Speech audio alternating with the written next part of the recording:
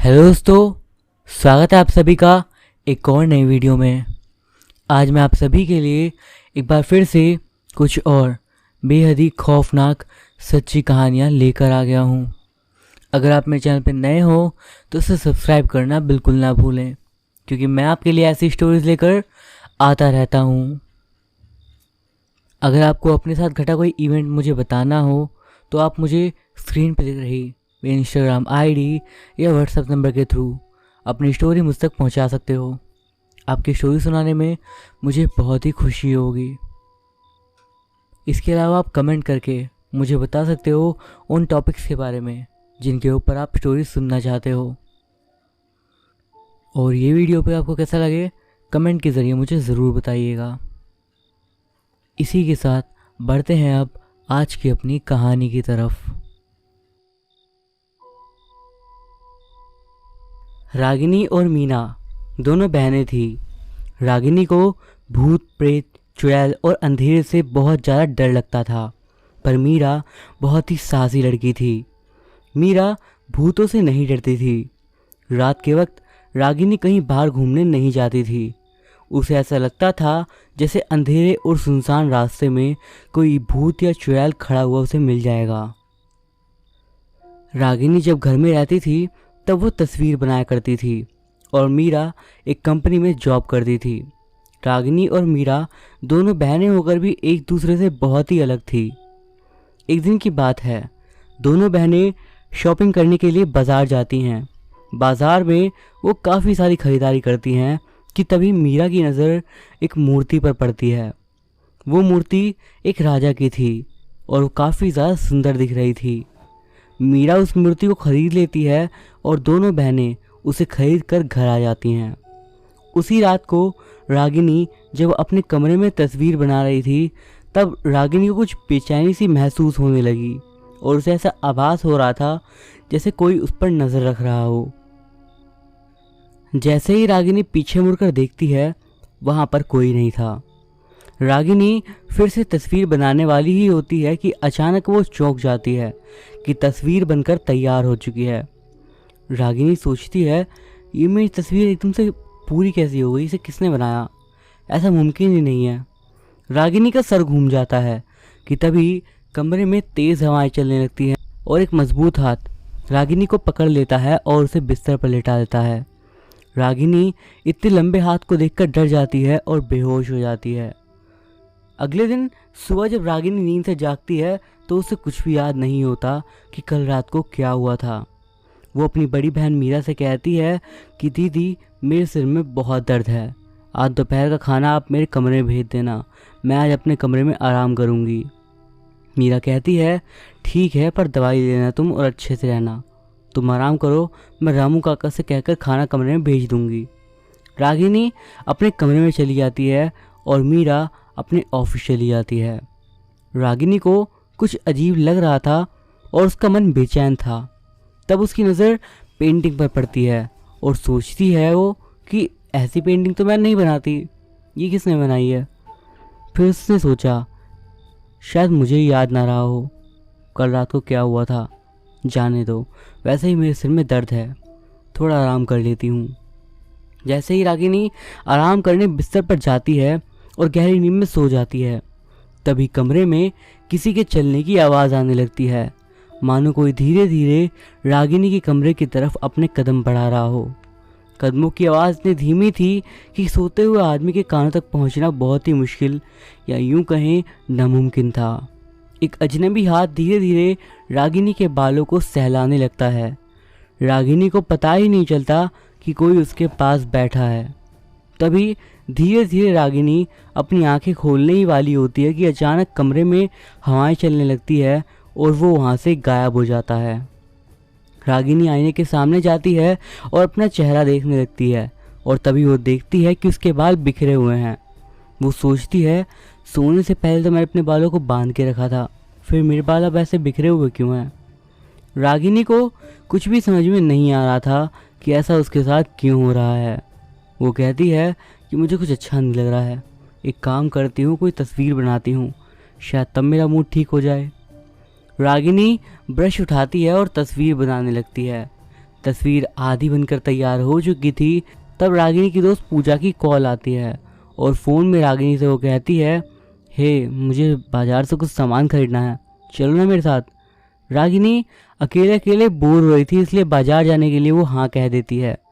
रागिनी तस्वीर को आधा बनाती है और सोचती है कि अभी मैं बाज़ार जा रही हूँ, बाद में इसको पूरा कर लूँगी। इतना कहकर रागिनी बाज़ार जाने के लिए घर से निकल जाती है।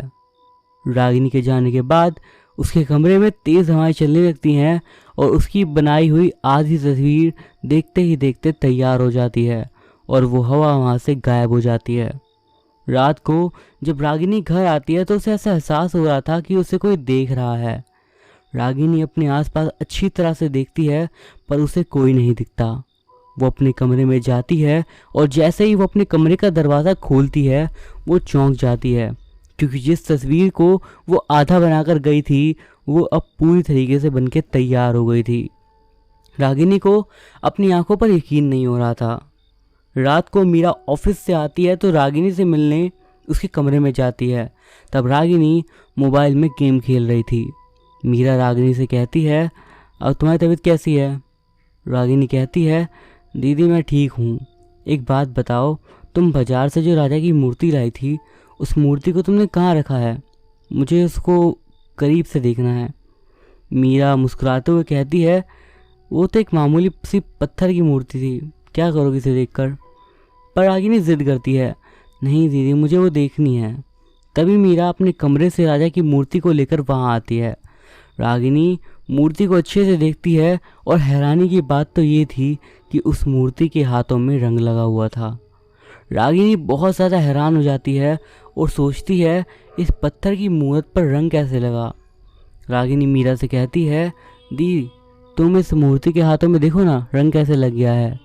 तो मीरा कहती है, लाओ दिखाओ तो। तुम सच कह रही हो बहन, सच में इसके ऊपर तो रंग लगा हुआ है। रामू काका ने घर की सफाई करते वक्त मूर्ति पर रंग लगा दिया होगा, इतना मत सोचो तुम इसके बारे में। रागिनी कहती है, दीदी किस राजा की मूर्ति है और ये राजा दिखने में थोड़ा अजीब क्यों लग रहा है? मीरा कहती है, रात बहुत हो चुकी है, मैं मूर्ति को अपने कमरे में लेकर जा रही हूँ, तुम भी अब सो जाओ, गुड नाइट। इतना ही कहकर मीरा वहाँ से चली जाती है। रागिनी सोचती है, मेरे सो जाने के बाद मेरे कमरे में कोई तो आता होगा, मुझे ये पता करने के लिए कमरे में कैमरा लगाकर सोना चाहिए। आज सच का पता चल ही जाएगा, रात को मेरे कमरे में कौन आता है। रागिनी अपने कमरे में कैमरा छुपा देती है और सो जाती है। रात के 1 बजे रागिनी के कमरे में चलने की आवाज़ आने लगती है और कोई धीमे धीमे कदमों से उसके करीब जाता है और एक गुलाब का फूल रागिनी के बालों में सजाकर वहाँ से चला जाता है। सुबह जब रागिनी नींद से जागती है तो उसे एहसास होता है कि उसके बालों में कुछ लगा हुआ है। वो आईने के पास जाकर देखती है तो चौंक जाती है कि उसके बालों में गुलाब के फूल लगे हुए थे। रागिनी कहती है, मेरे बालों में गुलाब किसने लगाया? तभी उसे याद आता है कि रात को सोने से पहले उसने अपने रूम में कैमरा सेटअप कर दिया था। रागिनी जब उस कैमरे की फुटेज को चेक करती है तो वो बेहद ही ज़्यादा डर जाती है, क्योंकि वो देखती है कि उस कमरे में जो चल रहा है कोई दिखाई नहीं दे रहा है, बस कदमों के निशान आ रहे थे। एक काला सा साया एक गुलाब का फूल लेकर रागिनी के पास पहुंचता है और उसके माथे में गुलाब फूल लगाकर वहां से गायब हो जाता है। रागिनी सोचती है, मुझे इस रात से पर्दा उठाना पड़ेगा, कौन आता है मेरे कमरे में? आज रात मैं सोने का नाटक करूंगी और फिर उसे रंगे हाथों पकड़ लूंगी। उसी रात रागिनी अपने कमरे में सो रही थी और वो सोने का नाटक करने लगी। रात के 1 बजे करीब कमरे में तेज़ हवाएं चलने लगी और लगने लगा कि कोई धीरे धीरे उसके कमरे में आ रहा था और रागिनी के पास आकर वो बैठ जाता है। रागिनी धीरे धीरे अपनी आंखें खोलकर सामने देखती है और जैसे ही वो सामने की ओर देखती है उसके दिल की धड़कन तेज़ हो जाती है, क्योंकि उसके सामने कोई और नहीं राजा बैठे थे। रागिनी बहुत ही ज़्यादा डर जाती है और सोचती है ये कैसे मुमकिन हो सकता है, ये मूर्ति से कैसे जीवित हो सकते हैं। रागिनी थोड़ी हिम्मत दिखाती है और अपनी आंखें खोलकर राजा जी के सामने खड़ी हो जाती है और अचानक राजा वहां से जाने वाले ही होते हैं। तब रागिनी राजा से पूछती है, आप एक मूर्ति थे, आप जीवित कैसे हो सकते हो? आप कौन हो और आपका नाम क्या है? राजा जी अपनी कहानी सुनाने लगते हैं। आज से हज़ारों साल पहले हम रामगढ़ के राजा प्रताप भानु थे। हमारी शादी रानी तारा से होने वाली थी। रानी का चेहरा आपसे मिलता जुलता था। हमारे रामगढ़ में हमारे राज परिवार के कुछ सदस्य गद्दार निकले। हमारी शादी वाले दिन वो शत्रु अचानक हमारे राज्य पर हमला कर देते हैं और शादी के मंडप में हमारी होने वाली रानी साहिबा की हत्या कर देते हैं। हम जैसे ही अपनी तलवार निकालते हैं तब हमारे बड़े भाई साहब आते हैं और हमारी हत्या कर देते हैं। मरते मरते हम देखते हैं कि हमारे बड़े भाई साहब दुश्मन राज से मिले हुए थे और हमारे सिंहासन पाने के लालच में हमारे बड़े भाई साहब ने ही हमारी हत्या करवाई। हमारी मृत्यु के बाद हमारे भाई साहब ने हमारी लाश को एक तांत्रिक से हवन करवा के एक बक्से में तांत्रिक शक्ति से बांध कर रखा है और हमारी आत्मा को एक मूर्ति में डाल दिया था और हमारा अंतिम संस्कार ना होने की वजह से मेरी आत्मा भटक रही है। मेरी लाश आज भी उस हवेली के बक्से में कैद है। राजगढ़ के महल के पीछे ज़मीन के नीचे वो बक्सा दफन है।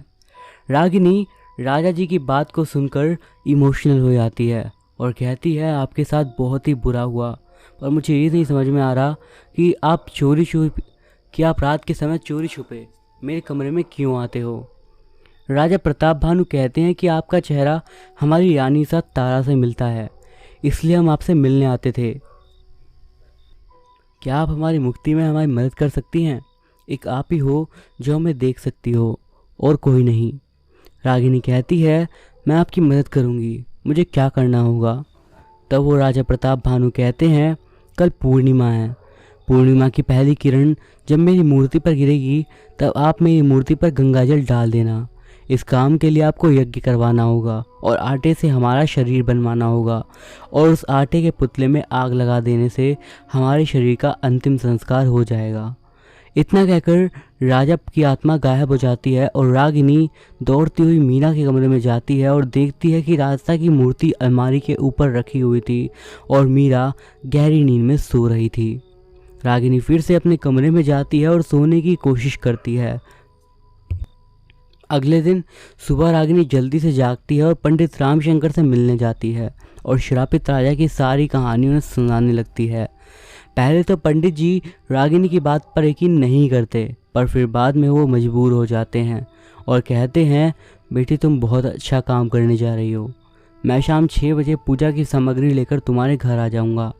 तुम पूजा की सारी सामग्री तैयार करके रखना। रागिनी वापस अपने घर चली आती है। पूजा की तैयारियां देखकर बड़ी बहन मीरा रागिनी से कहती है, तभी रागिनी अचानक हमारे घर में किस पूजा का आयोजन हो रहा है? तभी रागिनी बात को छुपाते हुए कहती है, दीदी वो घर की शांति के लिए हवन करवा रही हूँ। मीरा कहती है, ठीक है तुम पूजा की तैयारी करो, मुझे ऑफिस जाने में लेट हो रहा है, मैं चलती हूँ। शाम 7 बजे पंडित रामशंकर आते हैं और रागिनी से कहते हैं कि बेटी हवन की सारी तैयारियाँ पूरी हो गई हैं। रागिनी हवन की सारी तैयारियां कर चुकी थी और पंडित रामशंकर कहते हैं, जाओ बेटा राजा की मूर्ति को लेकर आओ। रागिनी मीरा के कमरे में जाती है और मूर्ति को लेकर आती है और पंडित जी को दे देती है। पंडित जी रागिनी से कहते हैं,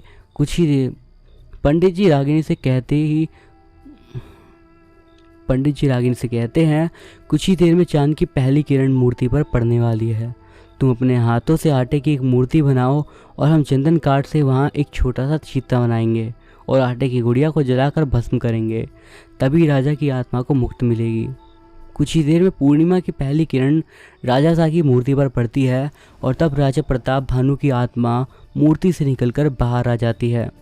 पंडित जी उन्हें प्रणाम करते हैं और कहते हैं कि कुछ ही देर में आपकी मुक्ति हो जाएगी। आपने हज़ारों सालों से एक मूर्ति में रहकर बहुत कष्ट सहन किए हैं, आज इसका अंत होने जा रहा है। राजा कहते हैं, हम आप दोनों का शुक्रिया अदा करते हैं, आपकी वजह से ही आज हमें मुक्ति मिल जाएगी।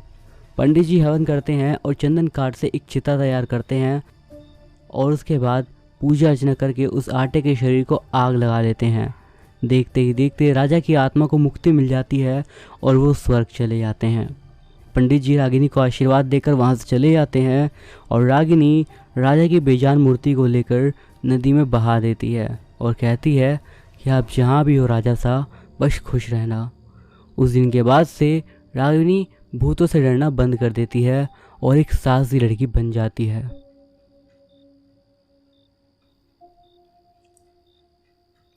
अमावस की काली रात मुंबई शहर में काफ़ी बारिश हो रही थी और उसी रात अजय अपनी पत्नी अनीता को लेकर हॉस्पिटल गया था।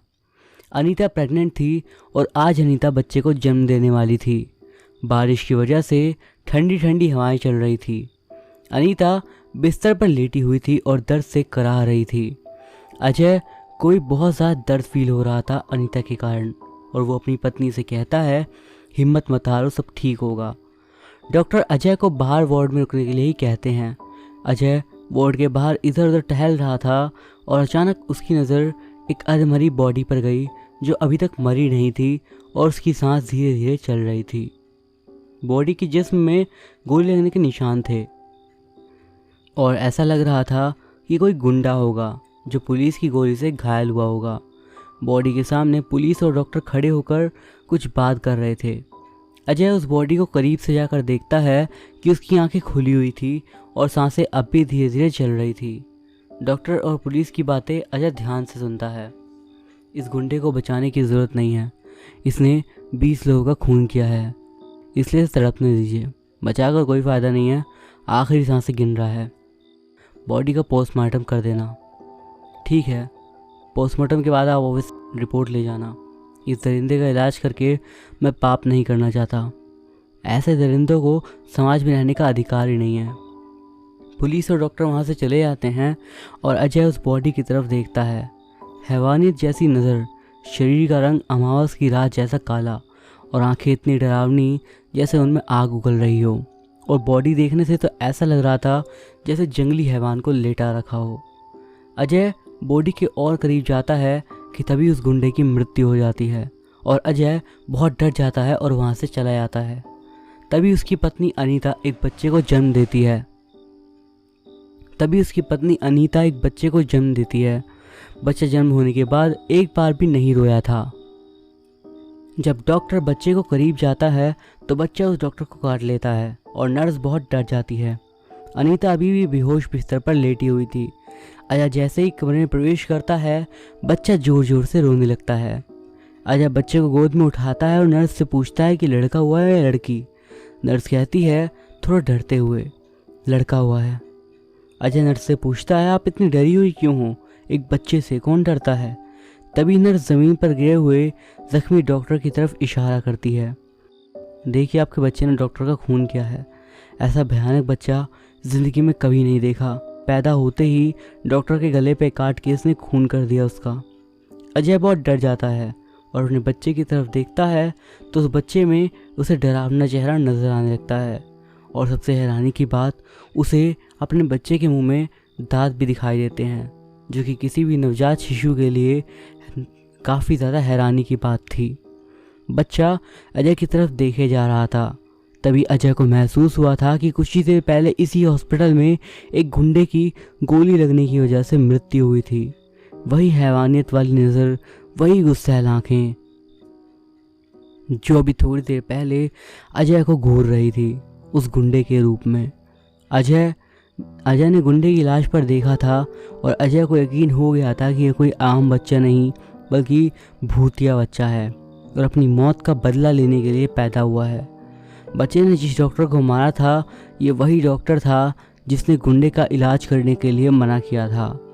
बच्चे ने डॉक्टर को मारकर बदला पूरा किया और अब बारी थी उस पुलिस इंस्पेक्टर की जिसने उसे गोली मारी थी। बच्चा अजय को देखकर हंसने लगता है कि तभी उसकी पत्नी अनीता को होश आता है और वो कहती है, बच्चे को मेरे पास लाइए। अनीता को अजय के हाथ कांपने लगते हैं और जैसे तैसे खुद को संभालते हुए वो अपनी पत्नी की गोद में बच्चा देता है और बच्चा भी शांत था और सोया हुआ था। अजय नर्स की ओर इशारा करता है और बाहर जाने को कहता है। नर्स बाहर जाती है और अजय भी बाहर में जाता है और नर्स से कहता है कि अगर ये बच्चा भूतिया है और हम इसे घर लेकर गए तो हमारे परिवार पर खतरा हो सकता है। आज रात जब मेरी पत्नी सो जाएगी तो आप इस बच्चे को कहीं ले जाकर दफना देना। मैं अपनी पत्नी से कहूँगा कि बच्चे की हालत ख़राब थी, इसीलिए डॉक्टर इसका इलाज करने लेकर गए हैं। ये बच्चा हैवान है, इसके अंदर गुंडे की आत्मा है और इसका मर जाना ही ठीक होगा।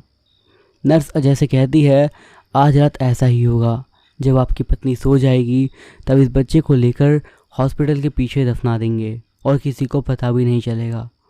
उसी रात को नर्स बच्चे को लाने के लिए जाती है और बच्चा पालने में सोया हुआ था।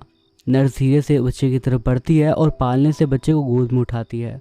बच्चा अभी भी सोया हुआ था और अनीता भी। अनीता को एहसास ही नहीं हुआ था कि कमरे में नर्स बच्चे को लेकर गई है। नर्स बच्चे को लेकर हॉस्पिटल के पीछे जाती है और बच्चे को ज़मीन पर रखकर ज़मीन खोदने लगती है। नर्स ज़मीन खोद ही रही थी कि तभी अचानक पीछे से उसे किसी के हंसने की आवाज़ सुनाई देती है। नर्स जिस बच्चे को दफनाने लाई थी वही बच्चा अब हवा में झूल रहा था और ज़ोर ज़ोर से हंस रहा था। नर्स काँपने लगती है कि तभी बच्चा धीरे धीरे बहुत बड़ा हो जाता है और अपने पैरों के नीचे नर्स को दबा देता है और कहता है, मुझे दफनाने आई थी, अब खुद ज़मीन के अंदर चली जा। नर्स के मरने के बाद बच्चा ज़मीन में एक साधारण बच्चे की तरह बैठकर रोने लगता है। तभी वहाँ से चौकीदार आता है और उसकी नज़र बच्चे पर पड़ती है। चौकीदार उसे उठा लेता है और कहता है, कौन इस मासूम बच्चे को यहाँ पर छोड़ के चला गया।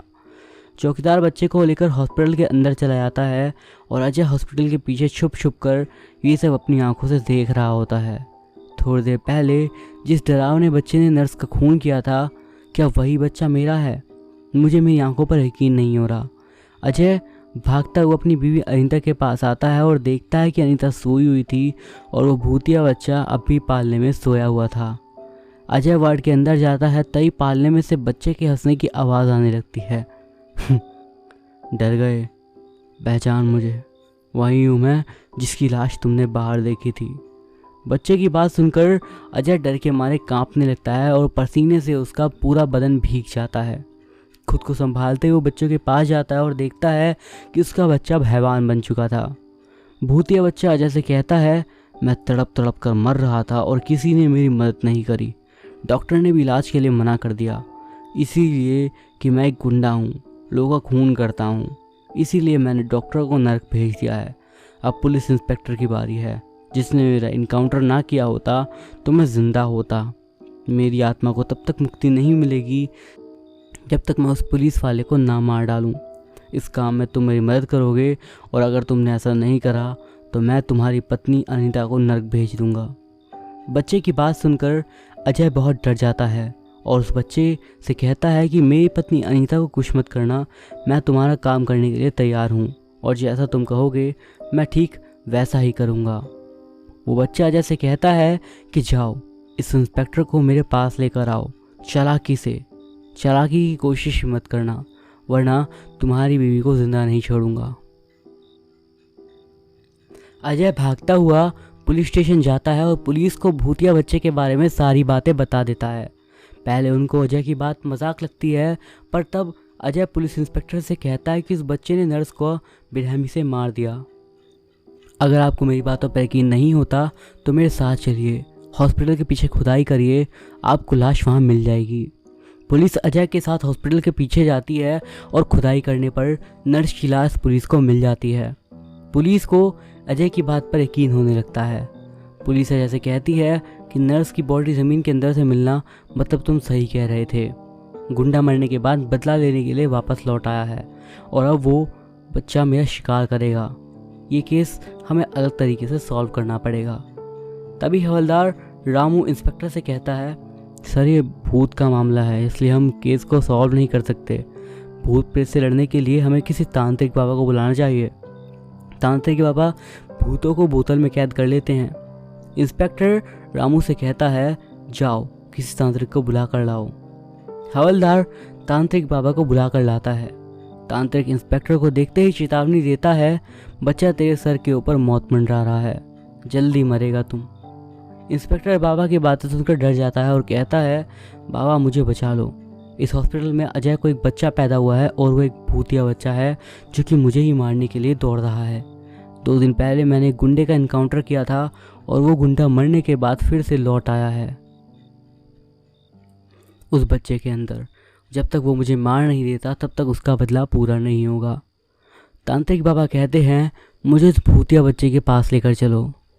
अजय इंस्पेक्टर साहब के साथ उस भूतिया बच्चे के पास जाता है और बच्चा पालने में सोया हुआ था और पत्नी अनीता भी उसकी सोई हुई थी। तांत्रिक बाबा अजय से कहते हैं, हमें बच्चे को चारों तरफ सुरक्षा घेरा बनाना होगा और बच्चे के सामने हवन करना होगा। जब बच्चा हमला करने की कोशिश करेगा तब तुम उसके हाथों पर काला धागा बांध देना, वो कमज़ोर हो जाएगा। तब हम बच्चे के शरीर से गुंडे की आत्मा को कैद कर लेंगे और बोतल में बंद करके अग्नि में आहुति दे देंगे। अजय बाबा से कहता है कि अगर मेरी पत्नी को पता चल गया तो ये सब नहीं करने देगी और मेरी पत्नी मुझसे बहुत प्यार करती है। तभी इंस्पेक्टर अजय से कहते हैं, चिंता मत करिए, आपकी बीवी को बेहोशी का इंजेक्शन दे देंगे, कल सुबह ही इनको होश आएगा। यहाँ क्या हो रहा है, क्या होगा, कुछ भी इन्हें पता नहीं चलेगा।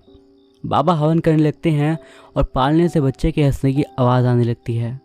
अजय पालने के चारों तरफ सुरक्षा घेरा बना देता है और बच्चे की डरावनी हंसी कमरे में गूंजने लगती है और बाबा जोर जोर से मंत्र पढ़ने लगते हैं। बच्चा पालने से हवा में झूलने लगता है और इंस्पेक्टर को देखकर कहता है, ए इंस्पेक्टर, मरने के लिए आ गए? अभी तुम्हें कौन बचाएगा, मेरे इनकाउंटर किया था ना, अब तेरी बारी। इंस्पेक्टर डर के मारे कांपने लगता है और बाबा के पीछे छुप जाता है। बच्चा जैसे ही पालने से बाहर जाने की कोशिश करता है, अजय पीछे से जाता है और काला धागा बच्चे के हाथों में बांध देता है और बच्चा कमज़ोर हो जाता है और वापस पालने में जाकर सबको चेतावनी देने लगता है, धागा खोलो नहीं तो मैं तुम सबको ज़िंदा नहीं छोड़ूंगा। बाबा बच्चे के पास जाते हैं और मंत्र पढ़ने लगते हैं और बच्चे के शरीर से गुंडे की आत्मा को खींचकर निकालते हैं और बोतल में डाल देते हैं। गुंडे की आत्मा बच्चे के शरीर से निकलने के बाद बच्चा ठीक हो जाता है और आराम से पालने में सो जाता है। इधर बाबा उस बोतल को हवन की अग्नि में डाल देते हैं और उस गुंडे की आत्मा को मुक्ति मिल जाती है। बाबा बच्चे के गले में तावीज़ बांध देते हैं और कहते हैं कि तुम्हारा बच्चा सुरक्षित है, इसे अपने साथ अपने घर ले जा सकते हो। अब तुम्हें बच्चे से डरने की ज़रूरत नहीं है और अब इसके अंदर कोई भी बुरी शक्ति का वास नहीं है। अजय बाबा का शुक्रिया कहता है और अगले दिन अपनी पत्नी अनीता और बच्चे को साथ लेकर अपने घर चला जाता है।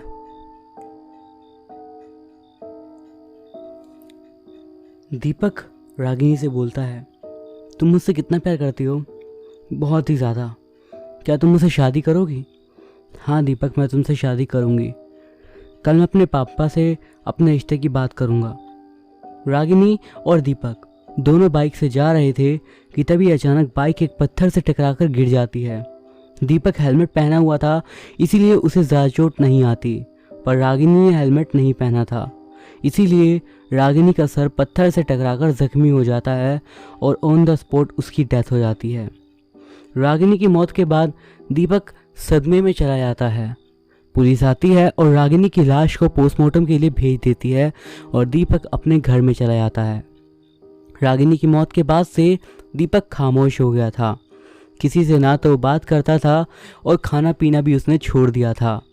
बस रागिनी की फ़ोटो को सीने से लगाकर रोते रहता, मेरी रागिनी कहाँ गई तुम? वापस आ जाओ, तुम्हारे बिना मैं नहीं जी सकता, तुम मुझे छोड़कर क्यों चली गई रागिनी? एक दिन दीपक अपने कमरे में सो रहा था, लगभग रात के 10 बज रहे थे। अचानक से तेज़ हवाएं बहने लगती हैं और खिड़कियां एक दूसरे से टकराने लगती हैं। दीपक की नींद अचानक खुल जाती है और जब दीपक खिड़की से बाहर की तरफ देखता है तभी अचानक से उसे किसी के रोने की आवाज़ सुनाई देने लगती है। दीपक खिड़की के पास जाता है और देखता है कि बाहर एक लड़की रो रही थी। लड़की के बाल खुले हुए थे और चेहरा बालों से ढका हुआ था। जब दीपक लड़की के पास जाता है तो वो रोना बंद कर देती है। दीपक उससे पूछता है कि मैम आप कौन हो और यहाँ पर क्यों रो रहे हो?